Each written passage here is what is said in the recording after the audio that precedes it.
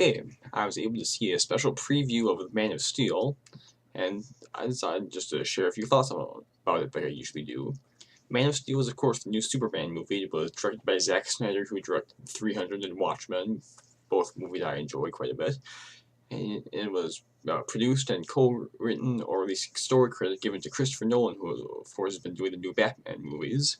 So, quite a good pedigree behind this one. Now, in terms of actual Superman thing, I've never been the biggest fan of Superman. Of course, everyone knows the reasons why Superman is kind of condescended to nowadays. He's, super invincible, kind of a straight arrow. There's not a lot of cynicism with him.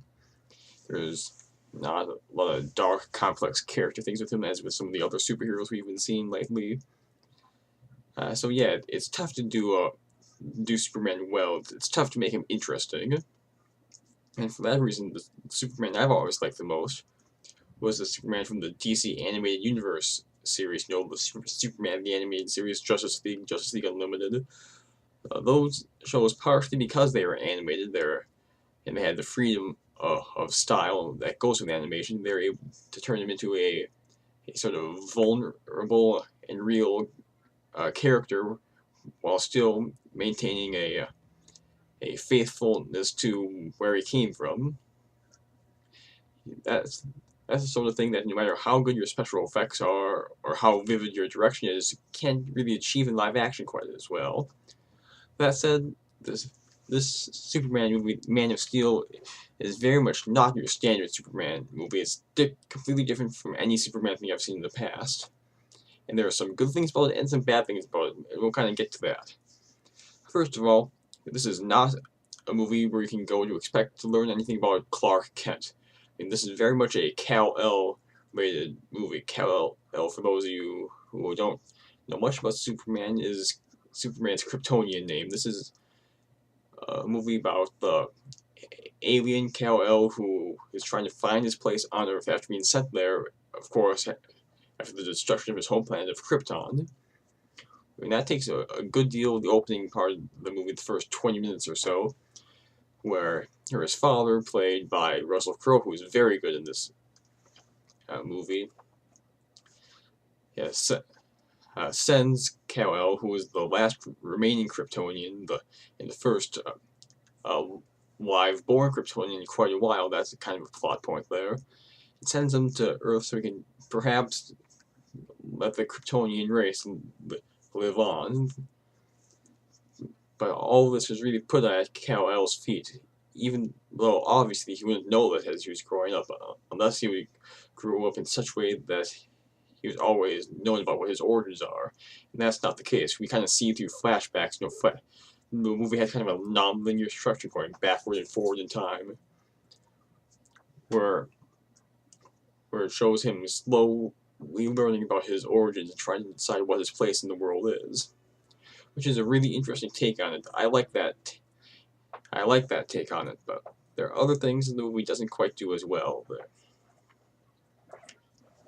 There's not a lot of humor in this movie. The other Superman movies do tend to have a bit of humor, even if it was kind of on the kitschy side. There was at least a little bit of humor in them. There are some lighter moments in this one, mostly in the interplay between Superman, played by Henry Cavill, and Lois Lane, played by Amy Adams. Those are some of the nice lighter moments, but there's not a whole lot of that there, and I really kind of missed that. This is really kind of a dour and kind of grim movie at times. And that kind of leads me to my biggest problem with the movie. I mean, just the visual style of the movie is just kind of like drab, full of grays and browns and everything. I mean, and this, when I want to go to a superhero movie, most of the time I want to see kind of like some colorful, flashy sort of action and stuff. And in this movie, through the present scenes, the flashbacks to Superman's childhood seem to be shot completely in color, which is probably a stylistic choice. But the present day scenes are just so full of browns and grays and just almost a colorless feel. But the only real colors you see are on Superman's costume, and even that's a lot darker and just less bright than you're used to seeing it. And this gets to be a particular problem in the big action sequences at the end, which are kind of done in the style that you normally see in blockbusters these days, where the characters are like throwing each other into skyscrapers, causing all this dust and scrap and concrete and steel to fly into the screen, and it just makes it really kind of messy and visually just not that appealing. I mean, we saw this sort of thing in the Transformers movies, of course, which are really kind of full of visual chaos more than anything else. And we also saw that a little bit in the Avengers, but the Avengers at least had lots of bright colors and distinctive characters who could always tell exactly what they were doing at all times, which was one of the reasons why that movie worked so well. Which isn't to say that Man of Steel doesn't work. I mean, it does work well, but very much not in terms of your standard Superman movie, because, like I said, because of the focus on the alien aspect, this does feel at times almost more like an alien invasion movie than a comic book movie. That's not necessarily a bad thing, but it's not what you're going to expect. The alien aspect of it comes when some of the other survivors of Krypton land on Earth to try to hunt down Kal-El, Superman. These invaders are led by General Zod, the military leader of Krypton, who is played by Michael Shannon. Now, Michael Shannon's one of my favorite actors at the moment. He's the sort of actor you always pay attention to no matter what. He just dominates the screen whenever he's on it. But really, the General Zod character, although he gives it his all and just somehow just never takes off. I mean, he has some good individual moments. He's very good in the action scenes. There are some really cool action scenes in this movie, but somehow it just it's almost as if he just can't quite break through to make a really great villain. I can't really explain why, but he has everything he needs. They have this great actor. The part actually is kind of fairly well written, because General Zod is kind of programmed genetically to be a military leader to protect the Kryptonian people who don't exist anymore. So that's kind of an interesting aspect to it, but somehow he just never becomes the great villain that you want him to be, which is really a disappointment to a guy like me who basically, Michael Shannon was the reason I wanted to see this movie more than anything else. Yeah, but the other actors in this movie are also good. Russell Crowe, as I mentioned before, is really great in this movie. He kind of plays two roles almost. He has, of course, the role of Jor-El during the prologue, the 20-minute prologue on the planet of Krypton. Then later in the movie, he shows up in a couple of places as sort of an electronic ghost that walks around the spaceships that have landed on Earth, giving advice to Superman and also to Lois Lane. There's a really fun scene where he's walking around next to Lois Lane, giving her advice. I'm like, oh, all right, now you have to turn over there and shoot that bad guy. Boom. That's a really fun moment. That was one of my favorite parts of the movie. Yeah, Russell Crowe he's just another one of those actors you just love to watch whenever he's on screen. He's just a really fun actor to watch, and he's clearly having fun in this movie, even though it's a very serious part. He's clearly having a good time.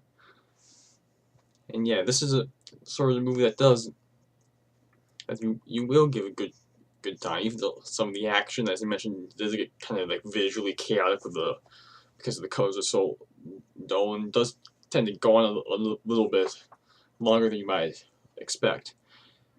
And outside of some of the main characters, outside of Superman, Lois Lane, General Zod, some of Zod's flunkies, and Superman's Earth parents, who are played by Kevin Costner and Diane Lane, who are both very good. Outside of those, the human characters, the side characters, really aren't given much to work with. I mean, Christopher Meloni shows up as a military officer. We have Laurence Fishburne, who plays Perry White, the Daily Planet editor, who, of course, I can't look at anymore without thinking of him as Jack Crawford from Hannibal, but hey, that's just my problem.